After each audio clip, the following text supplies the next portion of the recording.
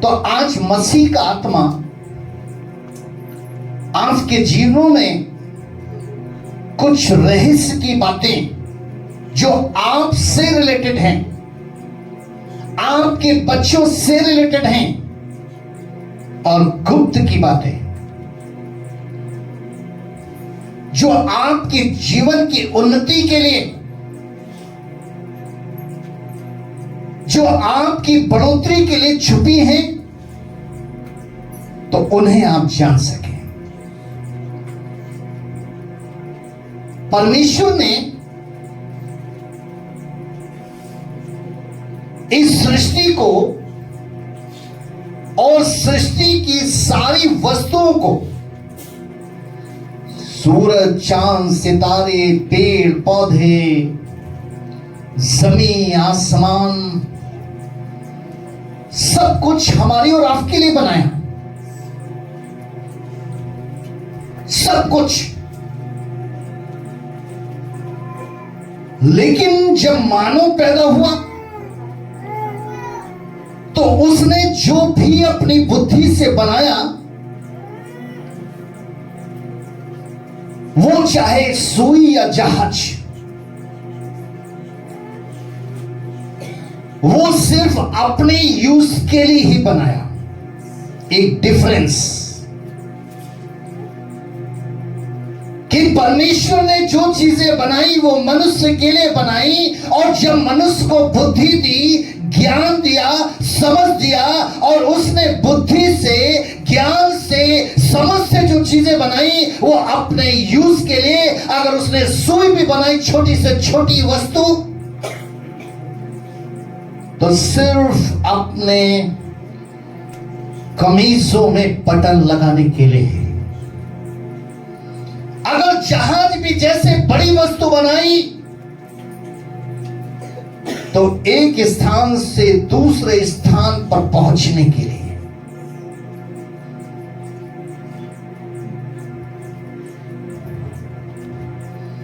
परमेश्वर ने मनुष्य को क्यों बनाया था? और जब परमेश्वर ने मनुष्य को बना दिया था तो उसके बनाने के बाद उसका क्या रहस्य था? परमेश्वर की क्या योजना थी कि जिस मनुष्य को मैं बनाऊंगा, मैं इस कार्य के लिए बनाऊंगा? क्योंकि मनुष्य को छोड़कर सृष्टि की जो भी वस्तुएं बनी वो हमारे और आपके लिए यूज की थी। आप परमेश्वर के पवित्र वचन को पढ़ते हैं तो पवित्र वचनों को पढ़कर, वो चाहे हम उत्पत्ति 1 का 26 पढ़ें या उत्पत्ति 2 का 7 पढ़ें, इन दोनों जगहों पर लिखा है कि परमेश्वर ने मनुष्य को अपने स्वरूप स्वरूप स्वरूप स्वरूप स्वरूप स्वरूप और समानता में बनाया। परमेश्वर ने मनुष्य को अपने स्वरूप और अपनी समानता में बनाया। जैसे बुद्धिमान, ज्ञानवान, समझदार, आत्मा के फलों से भरा, प्रेम, आनंद, शांति, धीरज, कृपा, भलाई, विश्वास, नम्रता और संयम। और मेरे प्रियो, परमेश्वर के पवित्र वचन में लिखा है फिलिपियों 2 का 13 में कि परमेश्वर ने इच्छा और काम, इच्छा और काम, ये दोनों करने का प्रभाव उनके मनों में डाला।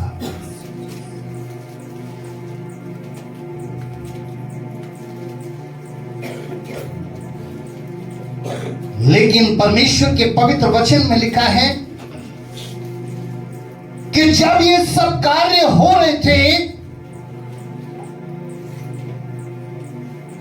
तो इनको देखने वाला और सुनने वाला कौन था?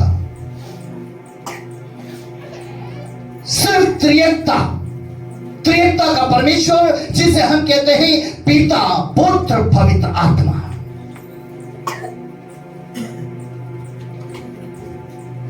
जिसका देखने वाला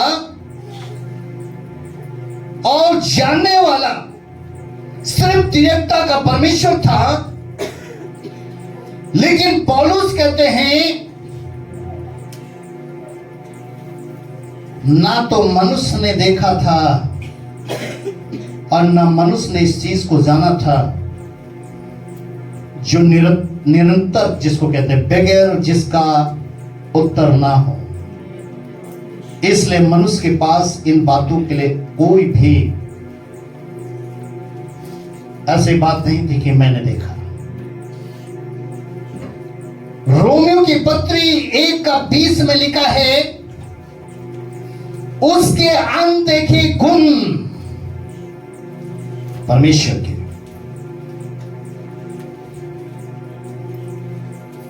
अर्थात उसकी सनातन सामर्थ्य, उसके गुण क्या? बुद्धि, ज्ञान, समझ, प्रेम, शांति, आनंद, धीरज, कृपा, भलाई, विश्वास, नम्रता, संयम।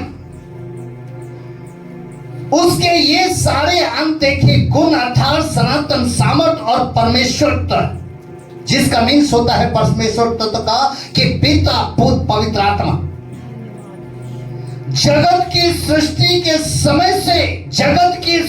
समय से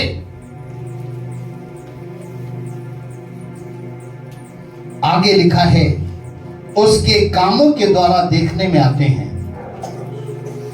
पिता के द्वारा देखने में आते हैं, पुत्र के द्वारा देखने में आते हैं, पवित्र आत्मा का देखने में आते हैं। लेकिन आगे पौलुस कहते हैं कि यहां तक कि वे निरुत्तर हैं। पौलुस बताते हैं कि परमेश्वर के अनदेखे गुण अर्थात सनातन के सामर्थ्य, जिसे हम कहते हैं कि शक्तिशाली ताकत, कि उससे बढ़कर कोई शक्ति नहीं, और पिता, पुत्र, पवित्र आत्मा के द्वारा किए गए अनदेखे बड़े बड़े कार्य, आश्चर्य कर्म जो आरंभ से ही देखने को मिलते, परंतु इनका देखने वाला और जानने वाला सिर्फ परमेश्वर ही है। इसलिए आज का जो हमारा वचन है, जो उसमें रहस्य की बातें हैं, गुप्त की बातें हैं, तो आज का हमारा वचन है मनुष्य क्या है? मनुष्य क्या है? मनुष्य क्या है? मनुष्य क्या है? Hallelujah, hallelujah. कि परमेश्वर जिसको इतना प्रेम करता है। मनुष्य क्या है? हम और आप क्या है? हमने क्या ऐसा किया है? आपने ऐसा क्या किया है? मनुष्य क्या है कि परमेश्वर उसको इतना प्रेम करता है कि जिसके पापों के लिए अपना इकलौता पुत्र देता है, जिसके लिए सृष्टि की रचना करता है, जिसके लिए यीशु मसीह अपने प्राणों का बलिदान देते हैं, और जिसको सृष्टि के ऊपर अधिकार और प्रभुता दी जाती है। मनुष्य क्या है कि परमेश्वर उसको स्वर्ग में जगह देता है? मनुष्य क्या है? क्या है भाई? रहस्य। मसीह का आत्मा इस रहस्य को आज आपको बताना चाहता है कि इस जमीन पर जो आप मानव रूप लेकर पैदा हुए, ये क्यों पैदा हुए? क्यों परमेश्वर ने आपको इस सृष्टि में रचा? वो बहुत थक चुका था, बहुत पछता चुका था। तभी उसने ये कहना पड़ा कि मनुष्य क्या है, तुम क्या हो? तुम क्या हो?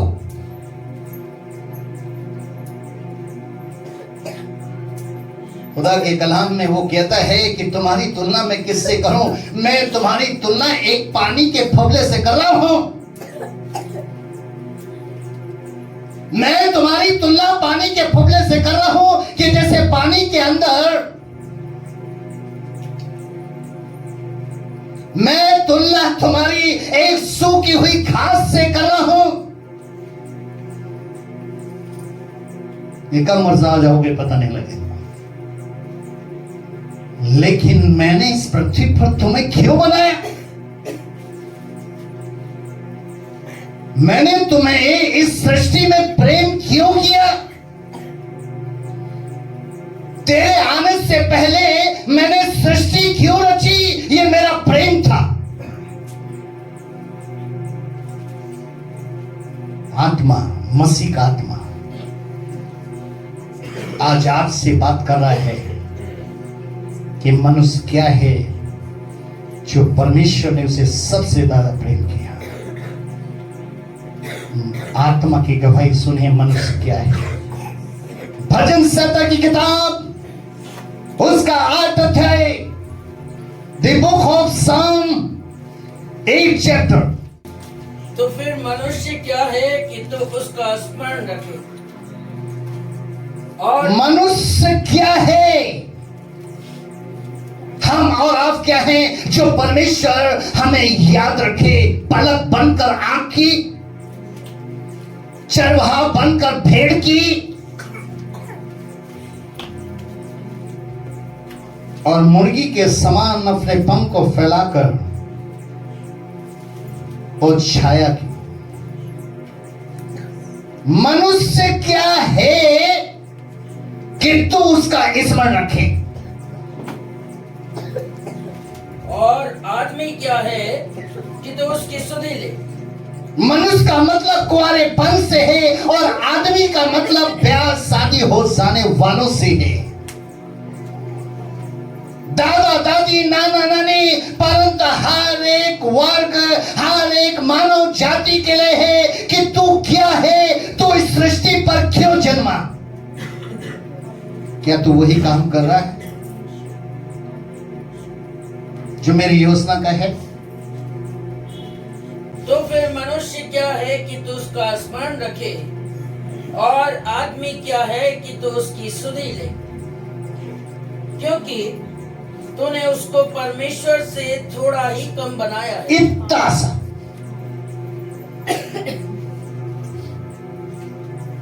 इतना सा। मनुष्य क्या है? परमेश्वर ने मनुष्य को परमेश्वर कह रहे, उसका आत्मा कह रहे कि परमेश्वर ने मनुष्य को अपने से थोड़ा ही कम बनाया, थोड़ा कम बनाया। हमारी आंख, हमारी नाक, हमारा मुख, हमारा चेहरा, हमारा पूरा शरीर ये बदल सकता है। किसी का गोरा हो सकता है, किसी का सांवला हो सकता है, किसी का काला हो सकता है, परंतु मिट्टी एक ही ली थी। परंतु मिट्टी एक ही है, थोड़ा कम बनाया है, और महिमा और प्रताप का मुकुट उसके सिर पर रखा है। तो पूंछ नहीं सर है। उसने तेरे सर पर महिमा और प्रताप, उसका मुकुट रखा है। आगे, तूने उसे अपने हाथों के कार्यों पर प्रभुता दी है। जो परमेश्वर ने अपने हाथों के द्वारा बनाया, उस पर परमेश्वर ने मनुष्य को प्रभुता दी है। या तुम इसे चलाओ, तुम इसे संभालो। जो यीशु मसीह ने कहा था कि जो विश्वास करेगा वो मुझसे भी बड़े बड़े सुनिए, तूने उसके पांव तले सब कुछ कर दिया है। तूने उसके पांव के तले सब कुछ कर दिया है। सब कुछ, एवरीथिंग। चंद्र पर मनुष्य क्यों पहुंचा है? नासा में क्यों ऐसे कार्य हो रहे हैं, साइंस हमें बताता है। क्योंकि परमेश्वर ने उसके पांव के तले सब कुछ। मनुष्य क्या है? एक जीवित प्राणी है, परमेश्वर के स्वरूप का है और परमेश्वर की समानता का है। Hallelujah, hallelujah, hallelujah. मनुष्य क्या है? आप परमेश्वर का स्वरूप है, परमेश्वर की समानता है, और उसके साथ साथ आपके अंदर परमेश्वर ने अपना दम फूंका है। दम। अब उसने ऐसा क्यों किया? क्योंकि इसके पीछे एक रहस्य है, इसके पीछे एक प्लानिंग है, और परमेश्वर चाह रहा था कि ये प्लानिंग, ये योजना मनुष्य के थ्रू पूरी हो, हमारे द्वारा, आपके द्वारा।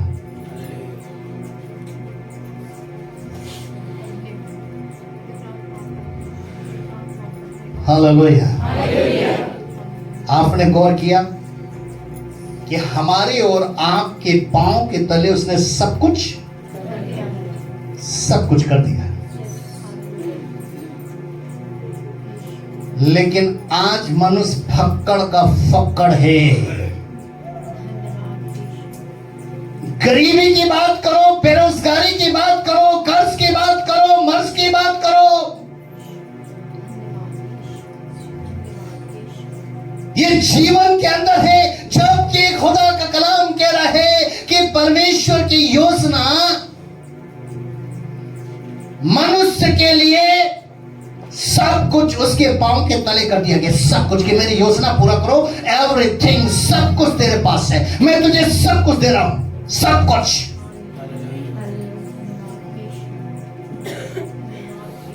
लेकिन मेरे प्रियो, पौलुस कहते हैं कि मनुष्य के पास इतना सब कुछ होने के बावजूद भी उसके अधीन थोड़ा बहुत ही रह पाता है, बाकी शैतान द्वारा छीन लिया गया है, छीन लिया जाता है और अब दिखता भी नहीं है।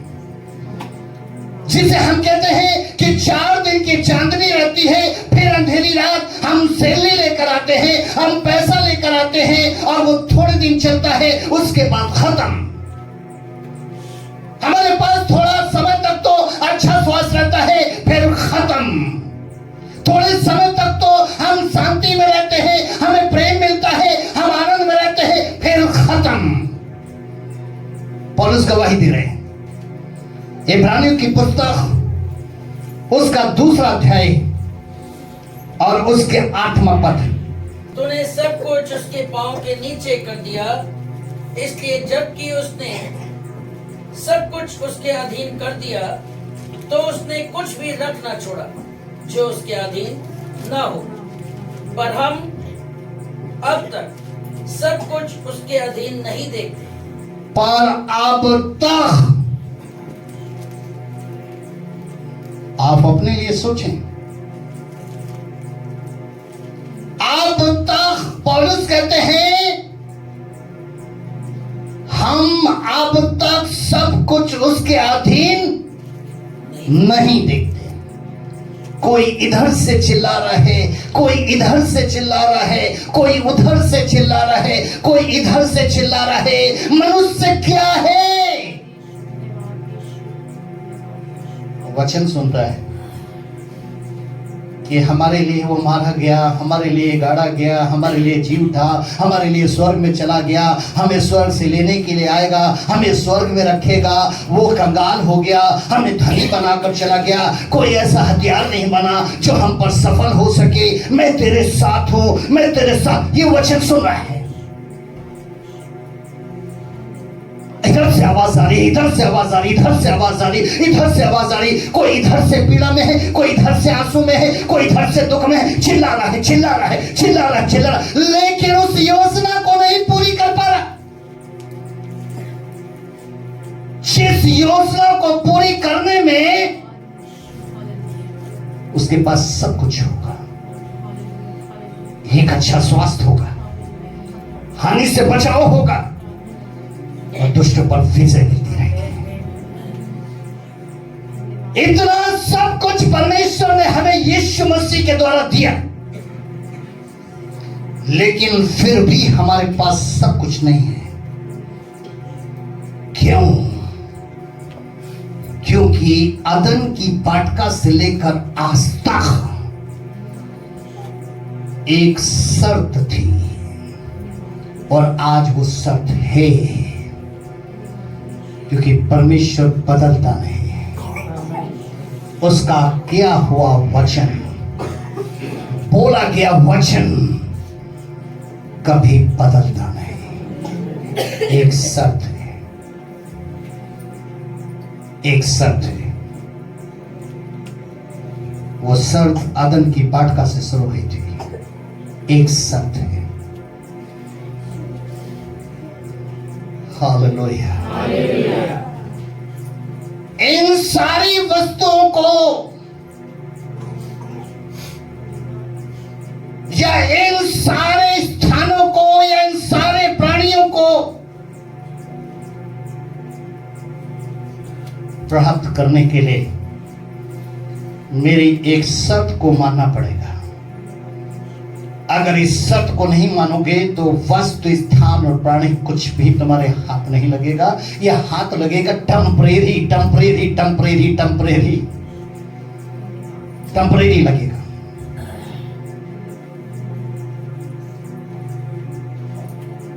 आत्मिक वरदान, आत्मा के फल, बुद्धि, ज्ञान, समझ, ये उसी वक्त मिलेगा जब मेरी शर्त को पूरा करोगे। हालेलुया। शर्त क्या है? पाप मत करना। क्या शर्त है? पाप मत करना। ऊंचा बोले, पाप मत करना। शर्त क्या है? पाप मत करना। हे, मैं तुझे तेरे पांव के नीचे रख चुका हूं। ये सब कुछ तेरा है, पूरी सृष्टि, सब कुछ। उसमें जो आपको मन के अंदर चाहिए ना, क्या शांति, वो भी। जो आपको संयम चाहिए वो भी उसी में। जो आपको प्रेम चाहिए वो भी उसी में है। जो एक अच्छे स्वास्थ्य को उत्पन्न करता है। जब मन दुखियारी होता है, मन उदास होता है, तो मन की औषधि आनंद की भरपूरी है। परमेश्वर ने एक शर्त को रखा,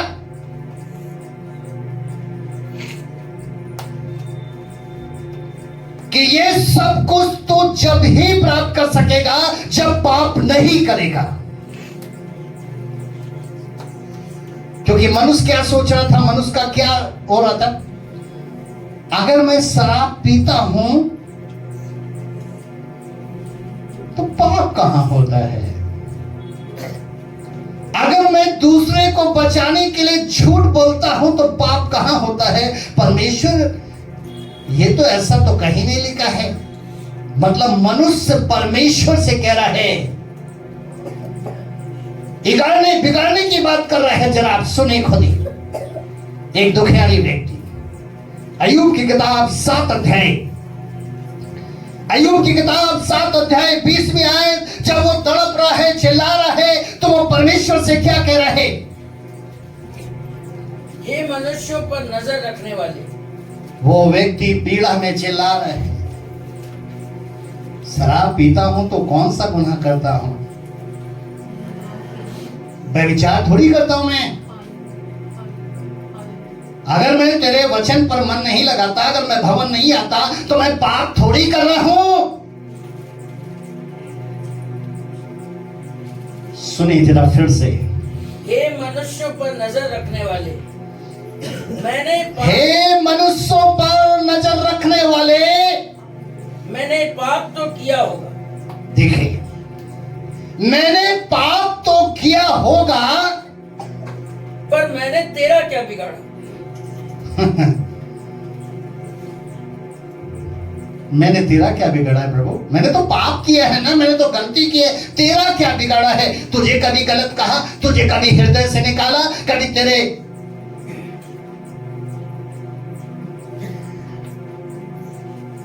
मनुष्यों पर नजर रखने वाले, सृष्टि पर नजर रखने वाले परमेश्वर, मैंने पाप तो किया होगा, पर मैंने तेरा क्या बिगाड़ा? सुनिए आगे। तूने क्यों मुझको अपना निशाना बना लिया है?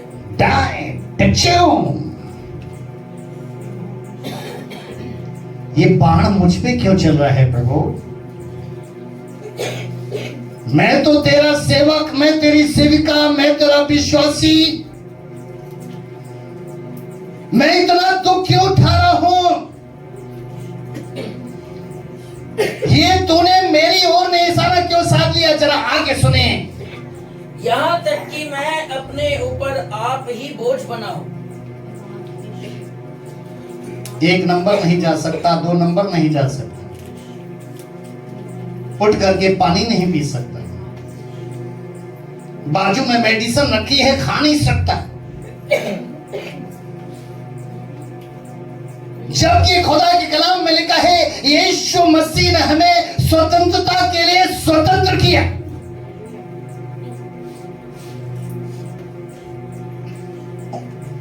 लेकिन यहां पर वो कह रहा है कि मैं अपने ऊपर आप ही बोझ बना हूं। आप अपने ऊपर खुद ही बोझ बने हैं मेरे प्रियो।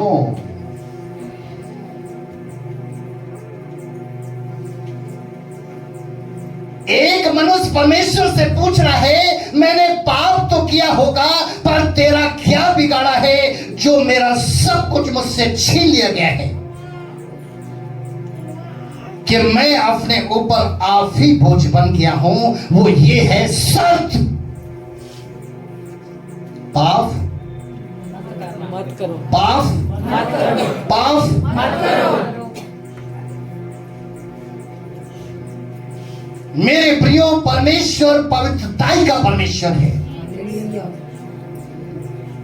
परमेश्वर सच्चाई का परमेश्वर है, परमेश्वर वचन का परमेश्वर है, और वो अपने बात के माने जाने से प्रसन्न होता है।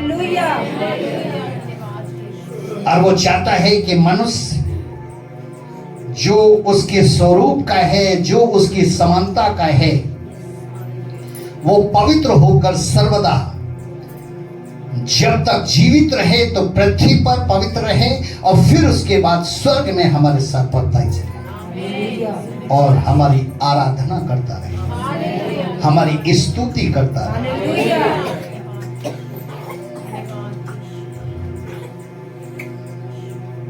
मेरे प्रियो, एक बहुत ही सोचनीय बात है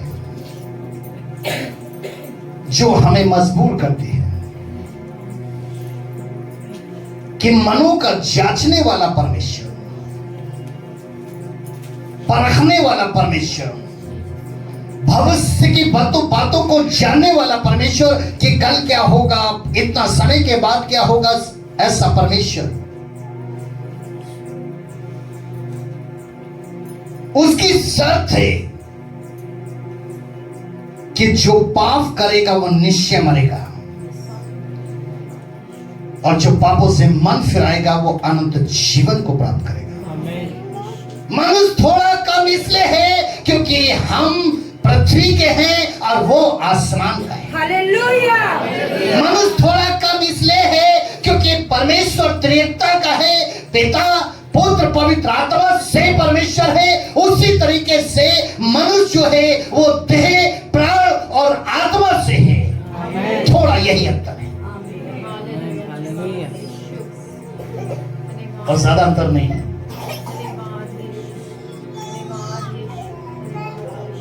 ये सत्य है। अब कई बार एक सवाल आता है, ये ब्रदर आप ऐसे काम क्यों कर रहे हैं, ऐसा नहीं करना चाहिए।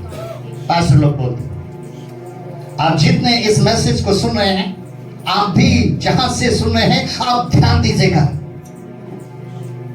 कि हो सकता है कि आपने भी बहुत बार ऐसा पूछा हो। परमेश्वर चाहेगा तो हम छोड़ देंगे, जब परमेश्वर की मर्जी होगी अपने पास बुला लेगा।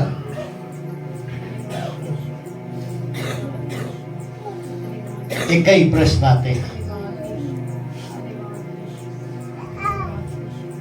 जब परमेश्वर ने आदम की वाटिका में आदम व हवा के सामने इस शर्त को रखा था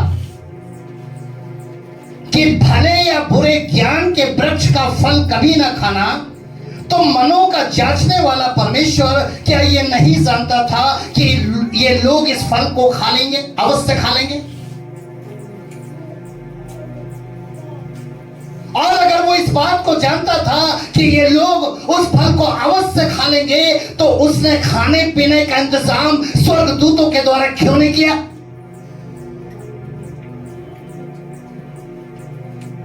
या फिर परमेश्वर ने ऐसा वृक्ष ही क्यों लगाया? परमेश्वर ने ऐसा वृक्ष ही क्यों लगाया कि जिसको खाने से मौत आ रही थी?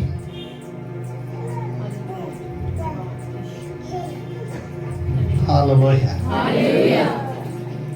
मेरे प्रियो, खुदा के कलाम में लिखा है,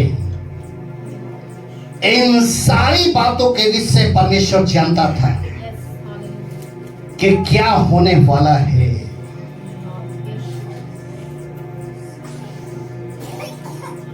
क्योंकि आदम व हव्वा से पहले कुछ हुआ था, ना तो वो होता और ना ही इस सृष्टि पर मानव की सृष्टि रची जाती। यशायाह की पुस्तक में लिखा है कि शांति को ठहराने वाला और विपत्ति को भेजने वाला मैं ही हूं। यशायाह की पुस्तक में लिखा है कि ज्योति का परमेश्वर मैं ही हूं और अंधेरे को बनाने वाला भी मैं हूं। वो जानता था आदम और हव्वा के लिए, वो जानता था कि क्या होने वाला है, लेकिन उसने एक योजना को बनाया था, एक रहस्य को बनाया था। मेरे प्रियो, इस योजना को बनाया था क्योंकि स्वर्ग में कुछ दूतों के साथ परमेश्वर की वार्तालाप हो चुकी थी। आदम के बनने से पहले स्वर्ग में दूतों के साथ, लूसीफर के साथ, उसकी सेना के साथ परमेश्वर की कुछ वार्तालाप हो चुकी थी, जिसके कारण परमेश्वर ने उन्हें स्वर्ग से निकाल दिया। लेकिन चौंकाने वाली बात यह थी कि परमेश्वर उनको शक्तिहीन नहीं बना सकता था। उनको निकाल तो दिया, लेकिन उनको कमजोर नहीं बना सकता था। परमेश्वर शक्तिहीन नहीं बना सकता था। कई बार कहते हैं ना, परमेश्वर है तो परमेश्वर से बोलो कि शैतान को खत्म ही क्यों नहीं कर देता। उसने स्वर्ग से जरूर निकाला, लेकिन परमेश्वर का पवित्र वचन बताता है कि वो उन्हें शक्तिहीन नहीं बना सका था। क्यों? क्योंकि इन दूतों के सामने ये शर्त नहीं रखी गई थी कि पाप मत करना। क्योंकि जब पाप आया तभी मृत्यु आई, और जब तक व्यवस्था नहीं आई थी तब तक पाप की पहचान नहीं हो सकी थी। रोमियो 5:13 में लिखा था कि जहां व्यवस्था नहीं वहां पाप नहीं गिना जाता। रोमियो 6:8 में लिखा था क्योंकि बगैर व्यवस्था पाप मुर्दा है। पाप मुर्दा है। व्यवस्था से पहले जब व्यवस्था नहीं आई थी तो पाप नहीं गिना जाता था, और जब पाप नहीं गिना जाता था तो मैं जैसी भी जिंदगी जीता था लेकिन मैं जिंदा था। शक्ति थी, ताकत थी, चल फिर सकता था। फिर से पढ़िए। मैं तो व्यवस्था बिना पहले जीवित था, परंतु जब आज्ञा आई तो पाप जी गया और मैं मर गया।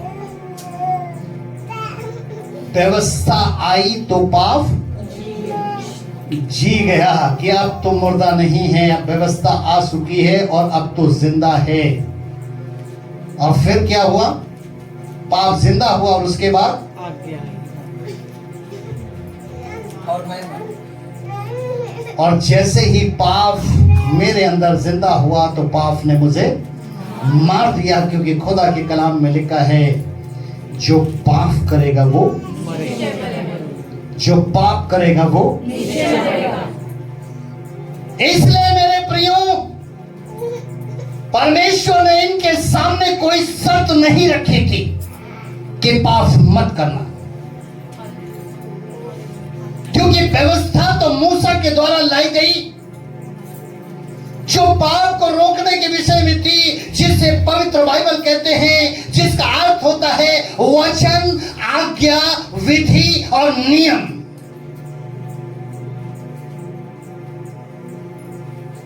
जो हमें सिखाती है ऐसे करना है, ऐसे नहीं करना है, यहां पर करना है, यहां पर नहीं करना है।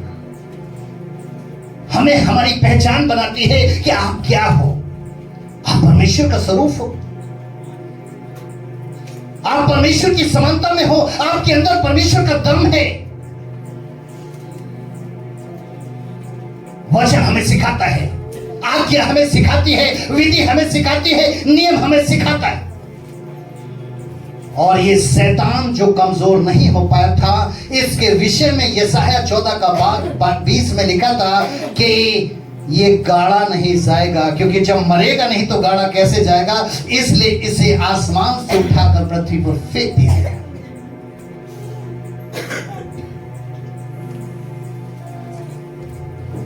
इसलिए इसके पास सामर्थ्य शक्ति है। अब इस बात को कौन जान रहा था? पिता, पुत्र, पवित्र आत्मा। लेकिन मानव नहीं जान रहा था, मनुष्य नहीं जान रहा था।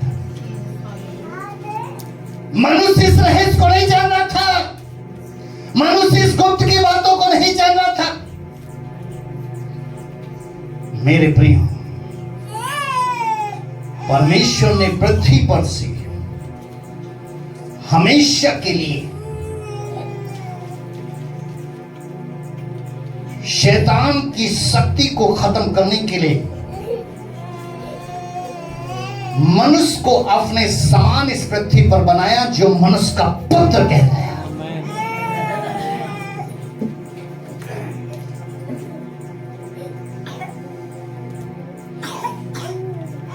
स्वरूप और समानता में बनाया, जो मनुष्य का पुत्र कहलाया। और खुदा के कलम में लिखा है, उसके सामने अब व्यवस्था के द्वारा शर्त रख गई कि पाप मत करना। अब ये शर्त क्यों रखी गई थी? ताकि जब व्यवस्था नहीं थी तो पाप मुर्दा था, लेकिन जब व्यवस्था आ गई तो पाप जिंदा हो गया, और जब पाप जिंदा हो गया तो मैं मर गया। खुदा के कलाम के मुताबिक कि जब 1000 वर्ष पूरे हो चुकेंगे तो शैतान अपनी सामर्थ के साथ हमेशा के लिए आग और गंधक की झील में डाल दिया जाएगा। प्रकाशित वाक्य की किताब उसका 20 अध्याय उसका 10वां पद। प्रकाशित वाक्य की किताब उसका 20 अध्याय उसका 10वां पद। उनका भरमाने वाला शैतान आग और गंधक की उस झील में, जिसमें वो पशु और झूठा भविष्यवक्ता भी होगा, डाल दिया जाएगा, और वे रात दिन युगानुयुग पीड़ा में तड़पते रहेंगे। आमीन आमीन आमीन आमीन। अगर ये शर्त नहीं रखती तो शैतान का अंत नहीं होता। कोढ़ी कैसे शुद्ध होंगे? बीमार कैसे चंगे होंगे? मृतक कैसे जिंदा होंगे? और दुष्ट आत्माएं किसके नाम से जाएंगी? ये शर्त जो कोढ़ियों को भी चंगा करेगा, हालेलुया, बीमारियों को भी चंगा करेगा, हालेलुया, मृतकों को भी जिंदा करेगा, हालेलुया, और दुष्ट आत्माओं को भी जलाएगा, हालेलुया। हम जोर से परमेश्वर के लिए ताली बजाएंगे।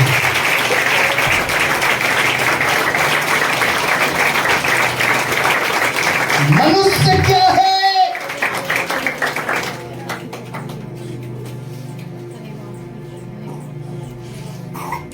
खुदा के कलाम भजन 127 में लिखा है कि देखो लड़के यहोवा के दिए हुए भाग्य, और जिस परिवार में उत्पन्न हो जाते हैं तो लिखा हुआ है कि उनका पिता फाटक पर खड़े होकर शत्रुओं से बातें करते संकोच नहीं करता, क्योंकि उसके पास वो बाण रहता है। आप परमेश्वर का एक बाण है। परमेश्वर का एक बाण है आप। एक बाण किस पर चलता है? मनुष्य पर, जो परमेश्वर की शकल और समानता का है, इसके लिए, या ये बाण जुए पर चलता है जो जुआरी बनाता है? ये शराब पर चलता है जो शराबी बनाता है? ये चोर पर चलता है जो उसे चोरी करवाता है? हम मनुष्य को कहते हैं कि ये आदमी बेकार है, वो आदमी परमेश्वर के स्वरूप का है, परमेश्वर की समानता का है, लेकिन उसके अंदर वो प्रॉब्लम है। उसके लिए मनुष्य का पुत्र इस पृथ्वी पर आया और उसने कहा कि धुआं देती हुई बाती को मैं चिराग में तब्दील करूंगा, मृतक देश के अंदर मैं जीवन पहुंचाऊंगा। बाण बना मेरे प्रियो, वो बाण बना, वो बाण बना। उसने हमें और आपको भी यही शक्ति दी है, उसने हमें और आपको भी यही सामर्थ्य दी है। परंतु जो योजना के लिए हम बनाए गए और जो योजना हम पर हमारे द्वारा प्रकट हुई, जिसके द्वारा शैतान हमेशा के लिए जलाया जाएगा, तो हमारा क्या होगा?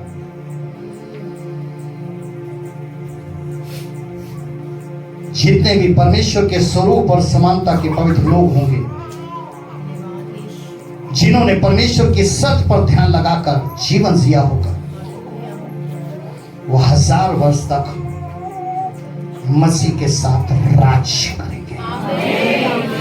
प्रकाशित वाक्य किताब उसका 20 अध्याय, प्रकाशित वाक्य किताब उसका 20 अध्याय और उसके 6वें पद में, धन्य और पवित्र वो है जो इस पहले पुनरुत्थान का भागी है, ऐसों पर दूसरी मृत्यु का कुछ भी अधिकार नहीं, पर वे परमेश्वर और मसीह के याजक होंगे और उसके साथ 1000 वर्ष तक राज्य करेंगे। हालेलुया। हम 1000 साल तक, क्योंकि परमेश्वर का स्वरूप और परमेश्वर की समानता हमें है, उसका दम हमें होगा और 1000 साल तक मसीह के आने के बाद जब हम उसके साथ रहेंगे और 1000 साल के बाद जब वो शैतान हमेशा के लिए अपनी शक्ति के साथ, जो अभी आपने सुना था कि वो आग और गंधक में जलाया जाएगा जो तड़पेगा, उसके बाद हम इस पृथ्वी पर से स्वर्ग के लिए चले जाएंगे। हालेलुया। इसलिए परमेश्वर ने मनुष्य को प्रेम किया। स्वर्ग और पृथ्वी के वस्तुओं का उसने इस जमीन पर अधिकार दिया। चुनाव अब आपके हाथ में है कि जो उसने आपके सामने शर्त रखी है, परमेश्वर का पुत्र बनकर उसके स्वरूप और उसके समानता में पाप ना करें, या दुष्ट का रूप और उसका स्वरूप,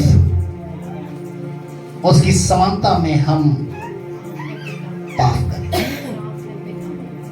फैसला मनुष्य के हाथ में है।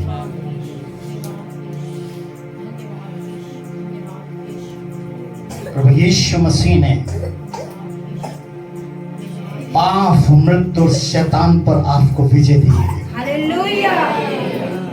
और आपके सर पर महिमा और प्रताप का मुकुट बांध दिया है कि यू आर ए विनर, और मृत्यु को हमेशा के लिए खत्म कर दिया है। लेकिन प्रभु यीशु मसीह ने जिस शैतान को अपने सर से कुचला, उसमें शक्ति होने के कारण उसने उसके पैरों को डसा, जिसके कारण प्रभु यीशु मसीह मरा। लेकिन परमेश्वर की जैसे ही योजना पूरी हुई कि वो इस जमीन पर निष्कलंक था, बेदाग था, तीसरे दिन मृतकों में से जी उठा और स्वर्ग में चला गया और हमें और आपको विश्वास देकर गया कि जागते रहो और प्रार्थना करते रहो, जागते रहो और प्रार्थना करते रहो। वो जल्दी आने वाला है। जो अदन की वाटिका के अंदर से बाहर निकाल दिया गया था, फिर से वो अदन की वाटिका में लिया जाएगा। कैसे लिया जाएगा? प्रकाशित वाक्य किताब 22 अध्याय, प्रकाशित वाक्य किताब उसका 22 अध्याय और उसका 14 पद पढ़ दीजिए। धन्य वे हैं जो अपने वस्त्र धो लेते हैं मसीह के लहू से, उसकी सच्चाई से। आगे, धन्य वे हैं जो अपने वस्त्र धो लेते हैं, क्योंकि उन्हें जीवन के वृक्ष के पास आने का अधिकार मिलेगा। उन्हें जीवन के वृक्ष के पास आने का अधिकार मिलेगा और उसके बाद हम वही फल खाएंगे जो आत्मा के फल होंगे। Hallelujah, hallelujah, hallelujah.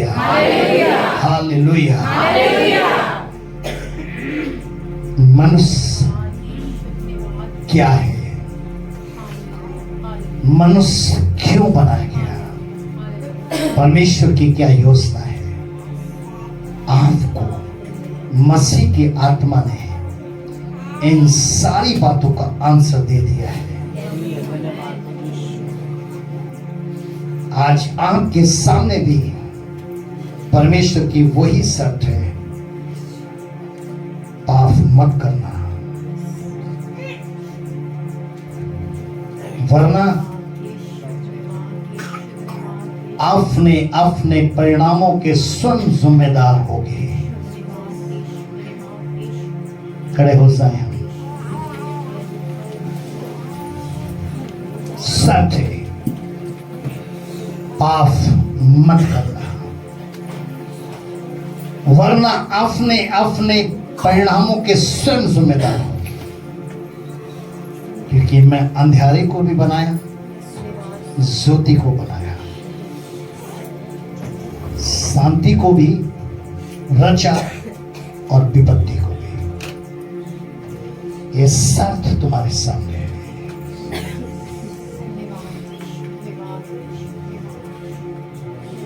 जो मेरी सुनेगा वो निडर बेधड़क सुख से रहेगा। नीति वचन 1:33 में लिखा है। यूहन्ना 5:15 में और 7 में लिखा है कि यदि तुम मुझ में बने रहो और मेरी बातें तुम में बनी रहे तो जो चाहो वो तुम्हारे लिए हो जाएगा। क्योंकि सब कुछ तुम्हारे पांव के अधीन है। आंखों को बंद कर